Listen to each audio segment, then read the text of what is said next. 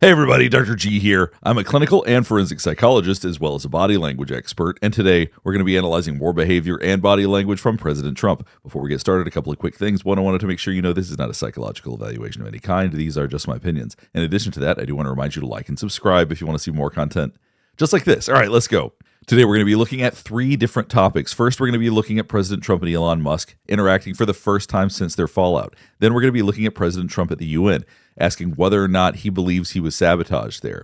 And finally, we're going to be looking at President Trump presenting findings related to autism and acetaminophen. We're going to be talking a little bit about the science behind that as well. All right, let's just jump right in. So for anybody who doesn't know, this footage is from Charlie Kirk's memorial. To the left, that you can't see, is Dana White, CEO and president of UFC. Obviously, Elon Musk just voluntarily sat down. I'm going to go back. We're going to watch as closely as we can to see what's going on here. Now, when you first saw Elon Musk sit down, you could see him adjusting in his seat. To me, that suggests some discomfort. He has more uncertainty about how this interaction is going to go than President Trump. I think maybe there's a little bit of anxiety about seeing each other for the first time again, although President Trump looks pretty comfortable right here.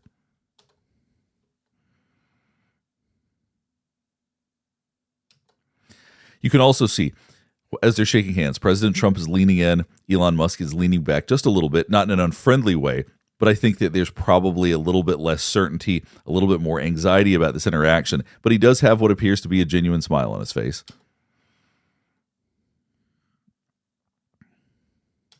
Now, I want you to watch the way that President Trump looks at Elon Musk as Elon Musk is shaking hands with Dana White.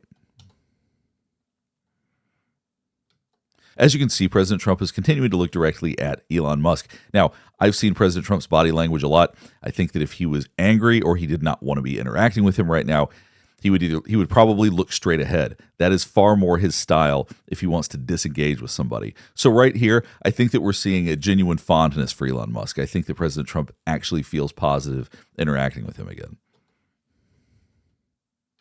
There's the pat on the leg. Obviously, making physical contact makes us feel closer to people. But immediately you see Elon Musk pulls out the steeple. And he does this all the time. Doing this hand sign helps us feel like we are in control. It helps us feel in power. It reminds people how important we are, basically. So you see people that are in positions of power do this frequently. Now you see President Trump doing it as well. Not surprisingly, they have both done this before, where when they're together, they're both steepling.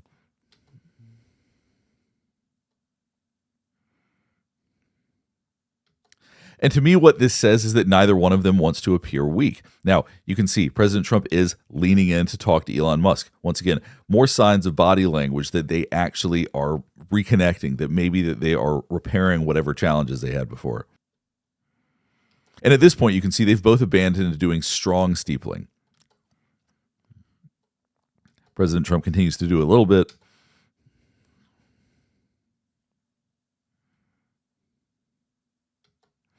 And also, if you look at the smile on Elon Musk's face, it does look genuine. They both seem to be connecting. So overall, it seems like their interactions are very positive right here. Now, watch this facial expression from President Trump. This is something he does affectionately to other people. Watch this right here. So he's almost biting his lip, tapped Elon Musk on the leg. He's someone who tends to be very kinetic, very physical. So I do think that there is genuine fondness for each other at this point. I do think President Trump actually wants to reconnect with Elon Musk.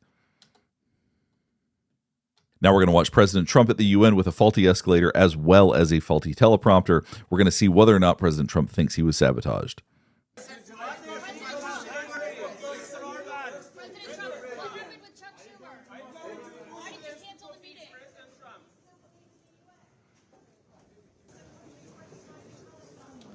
So as you can see, as soon as he stepped on the escalator, it stopped.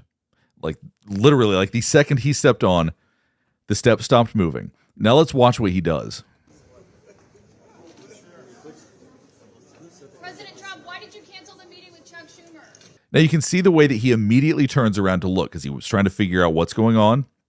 He doesn't want to make a scene, so obviously he's getting ready to walk up. But you can see the tension on his face. His eyebrows are up because he wants you to pay attention to his face right now. He wants you to look at him so you see his look of disapproval. He looks quite angry right now. And understandably, he was getting right up an escalator. Now he's going to be forced to walk up it. I don't think anybody wants to have to do that, but you can see the anger on his face as we speak.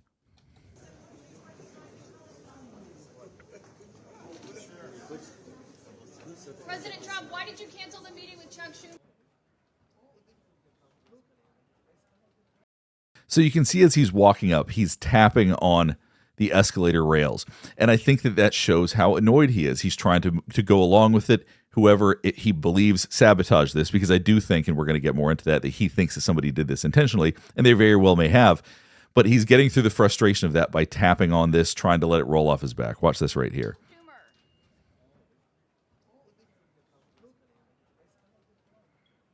Now we're going to watch President Trump addressing the UN with a faulty teleprompter. Thank you very much. Now he's already got a look of disapproval right here, because I think he's very agitated between the escalator, which he believes is sabotage, and now his teleprompter is not working properly, which I think he believes the same thing. Very much appreciated.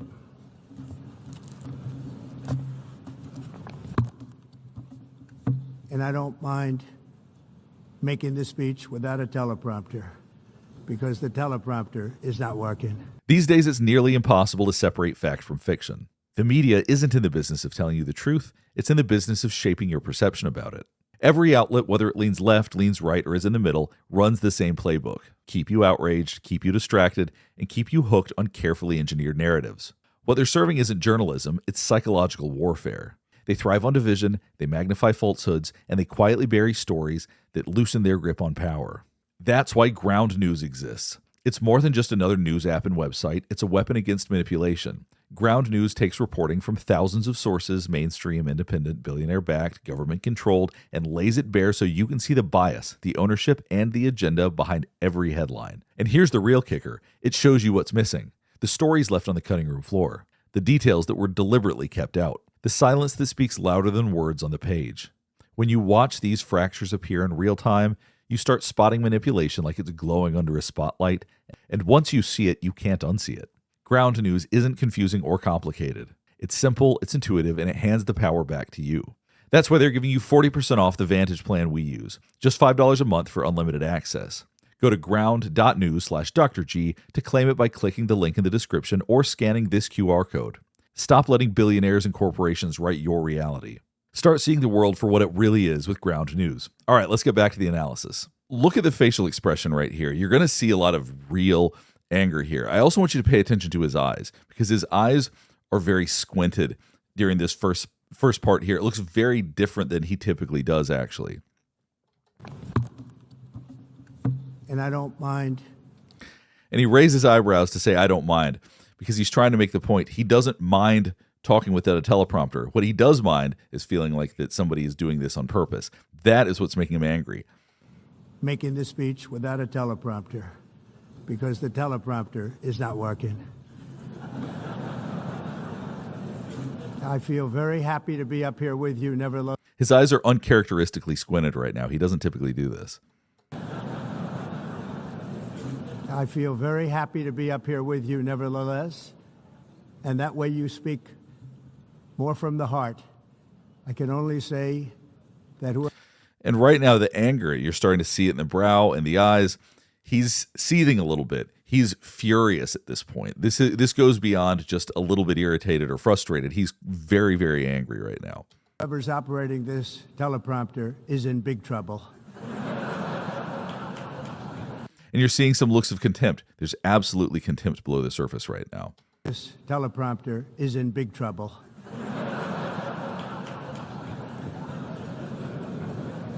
This is the look of someone who is absolutely furious.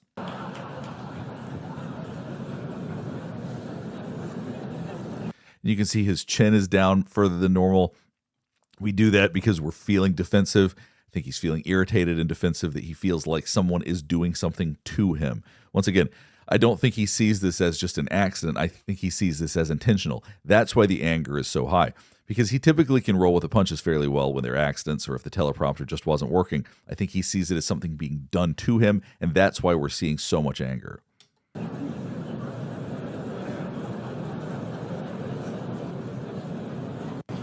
Hello, Madam First Lady. Thank you very much. Now we're seeing what looks more typical for him. So I guess the anger, he's compartmentalized it, he's put it to the side. But we went from being absolutely furious and almost seething to now presenting pretty much like he normally does. For being here.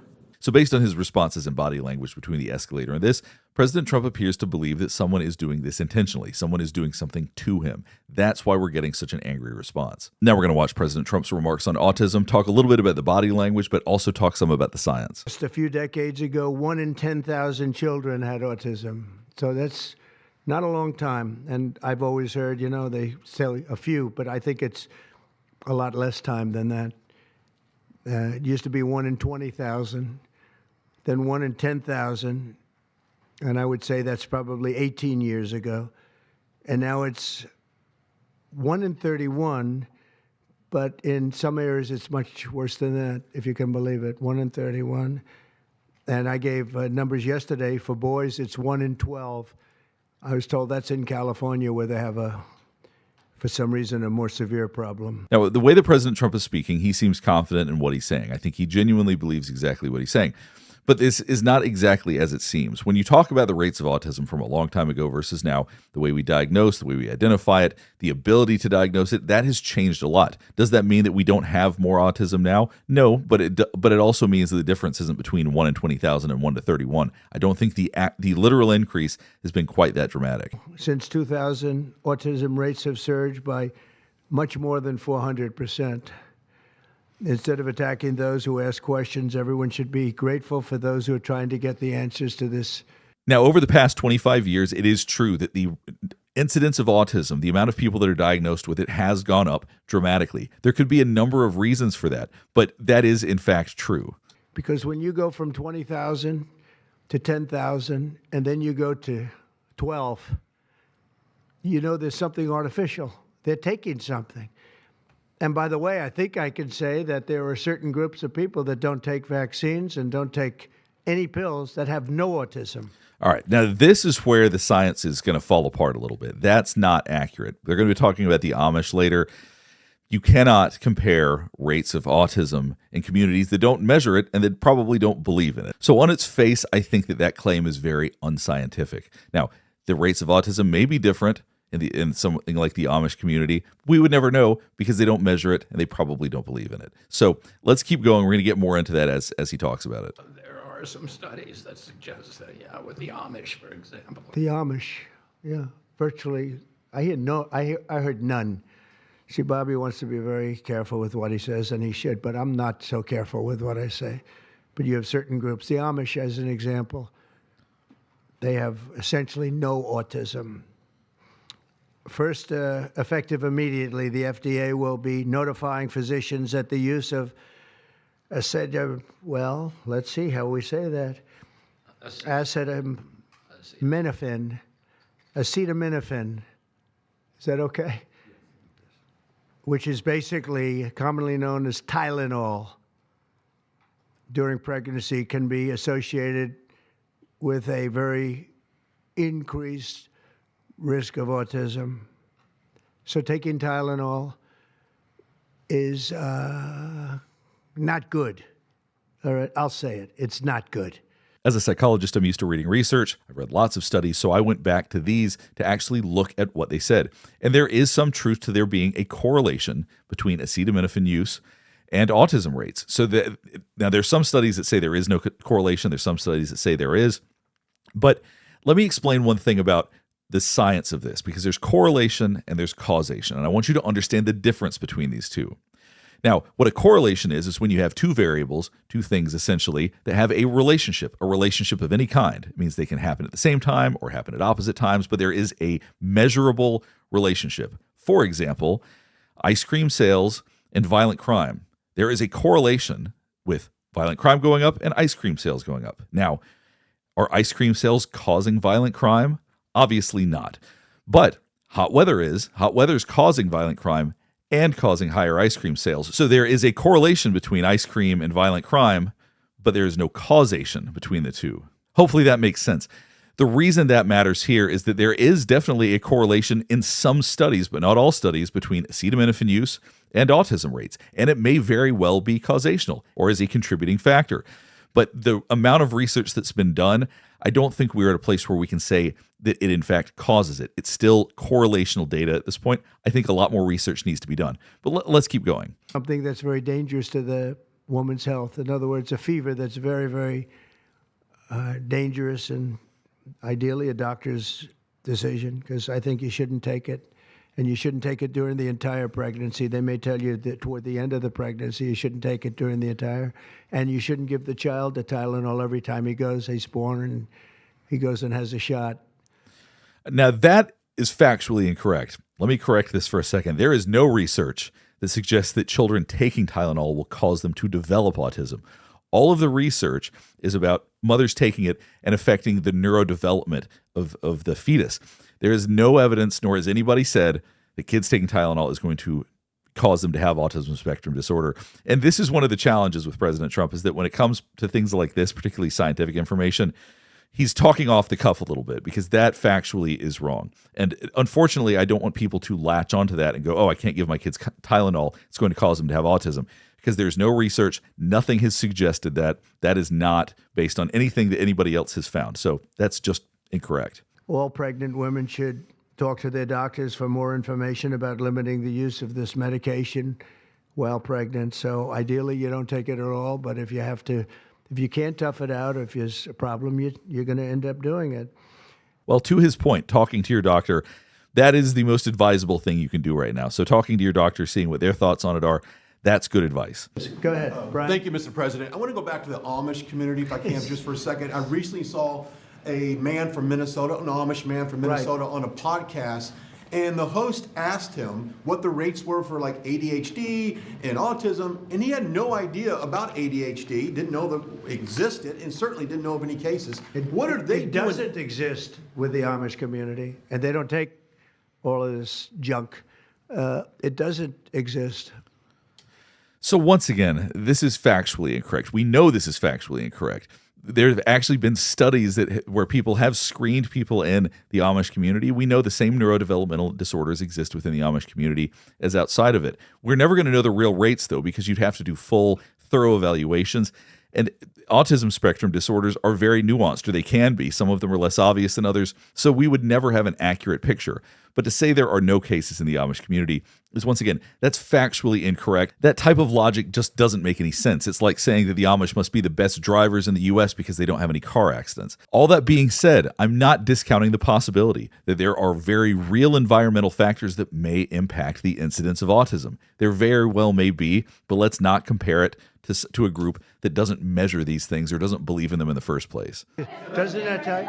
That's like certain countries where it doesn't exist and they don't take it. Would you like to make a comment? So to summarize the whole Tylenol situation, there may very well be a link between acetaminophen and autism rates, but there is really truly is not enough research to come to those conclusions yet. There are some studies that show a correlation and some studies that don't. So there just needs to be more research in this area.